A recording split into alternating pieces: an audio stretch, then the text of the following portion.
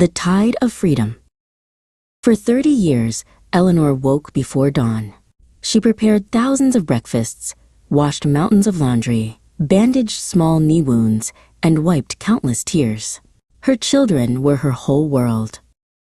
She worked 2 shifts to pay for university, sold her jewelry for their weddings, and even mortgaged her house to support their dreams. Everyone said, "Your mother will always be there."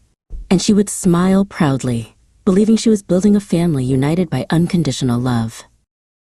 Arthur, her eldest, visited every month, always needing something, childcare, money, or a meal. He would say, "No one cooks like you, Mom," and she would melt with tenderness every time.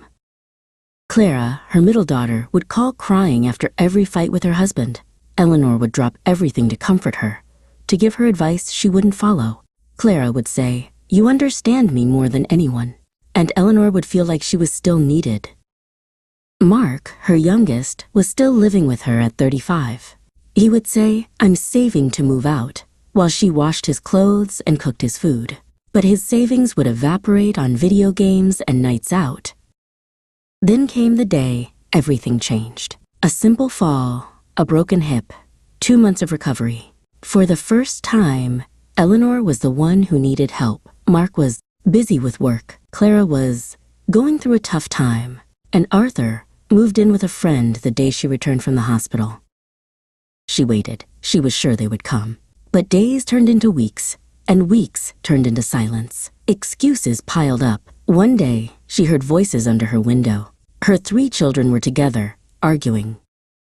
Arthur said, "One of us has to take care of Mom." Clara said, "I can't, I have my own family." Mark said, "Let's sell the house and put her in a nursing home and split the money between us." And they left without coming in to see her. That night, she didn't cry. For the first time in decades, she thought about herself, the woman she was before she was just Mom, the dreams she buried, the opportunities she didn't seize. The next morning, she made 3 calls. When her children found out, they rushed to her. For the first time in months, all 3 stood at her door. Arthur yelled, "How could you do this to us?" Clara cried, "After all we've done for you." And Mark grumbled, "And where will we spend Christmas then?" Eleanor looked at them in silence. She said calmly, "You no longer need me." And I realized I no longer need you either. And she closed the door. When her children found out, they rushed to her. For the first time,